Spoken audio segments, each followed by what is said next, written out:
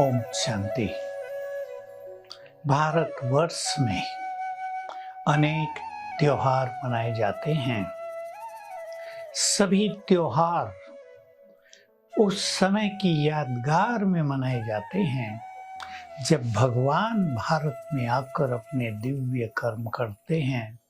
वो युग परिवर्तन करते हैं, वे अपने भक्तों से मिलन करते हैं, उनकी आत्म ज्योति जगाते हैं। ऐसा ही एक त्योहार है महाशिवरात्रि।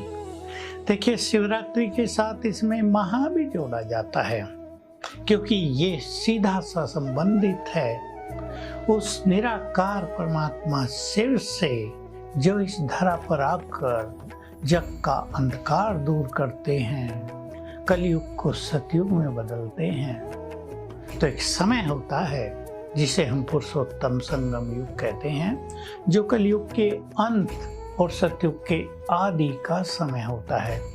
उसी टाइम परमात्मा ब्रह्मा के तन में आकर अपने दिव्य कार्य करते हैं। इसलिए सभी ने देखा है शिव के मंदिर में नंदीगण भी रखा जाता है। नंदीगण को लोग बैल समझ लेते हैं, एक पवित्र बैल, लेकिन ये वो मनुष्य था। जैसे गाय को माता कहते हैं, ऐसे प्रजापिता ब्रह्मा पिता बैल नहीं, लेकिन शिव निराकार साकार प्रजापिता ब्रह्मा के तन में प्रवेश करके अपना सत्य ज्ञान देते हैं। अब देखिए, इसमें व्रत रखते हैं भक्त लोग, रात को जागरण करते हैं, शिव की पूजा पाठ होती है, उस पे बहुत कुछ चढ़ाया भी जाता है। जागरण, व्रत, नियम, भक्ति, पूजा पाठ, ऐसे तो बहुत त्योहारों में यही कुछ होता है। लेकिन शिव जब आते हैं तो उनका मुख्य लक्ष्य अवतरण का होता है आत्माओं को पवित्र करना। जिन्होंने जन्म जन्म भक्ति की है भगवान की, उन भक्तों को उनकी भक्ति का संपूर्ण फल देना, उनसे मिलन करना, उनको संपूर्ण प्यार देना, अपनापन देना। तो भगवान आते हैं भक्तों से मिलन करने, उन्हें प्यार देने, उन्हें अपनापन देने के लिए। इसलिए उनकी यादगार में शिवरात्रि मनाई जाती है। अब रात्रि शब्द क्यों? हम लोग तो शिव जयंती कहते हैं, अर्थात शिव का जन्म तो उनका होता नहीं, क्योंकि वो जन्म मरण से न्यारे हैं। अवतरण होता है, दूसरे के तन में प्रवेश करके वे अपना दिव्य कार्य करते हैं। रात्रि शब्द का विशेष महत्व है।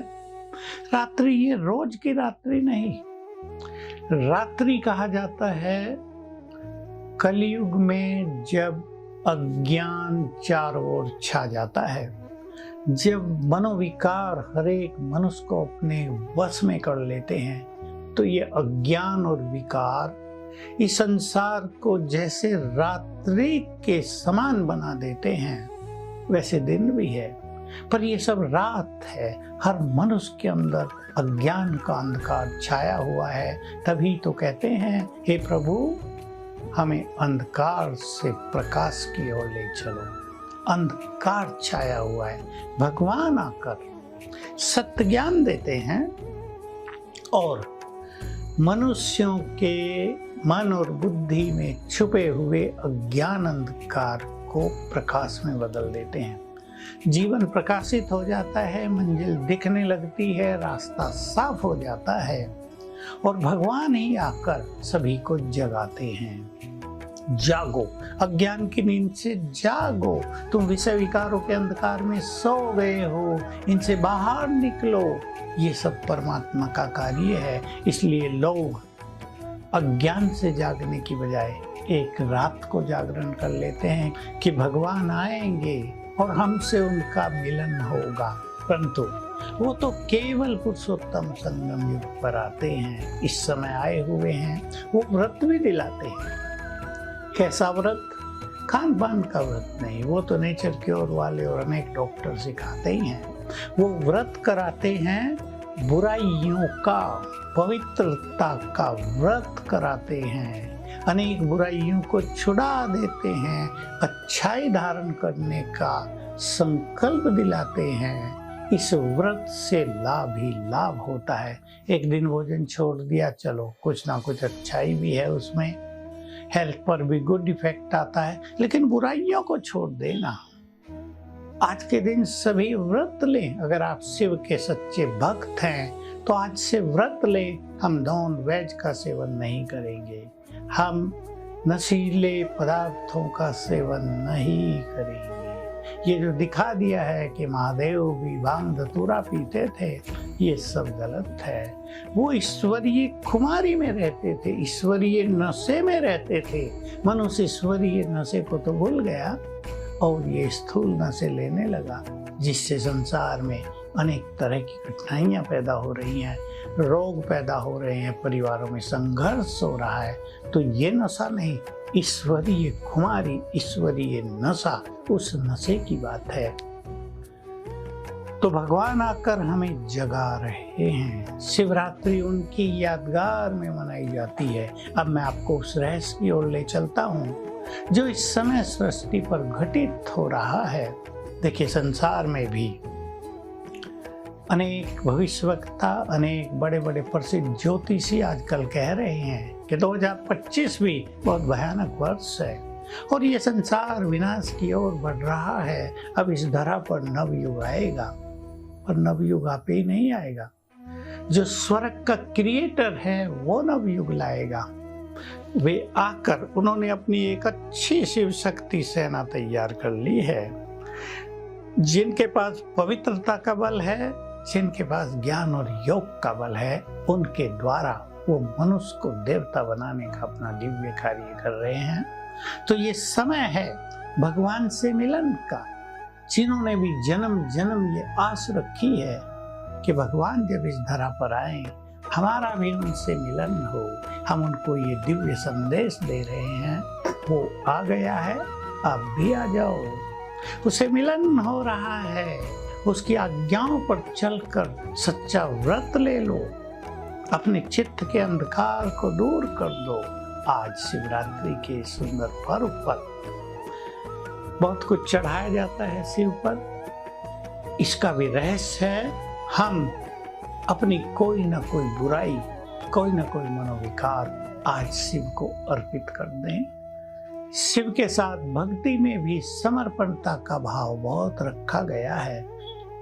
बुराइयों को समर्पित कर दें। तन मन धन सब तेरा, वो हमारे धन को क्या करेगा, वो तो दाता है।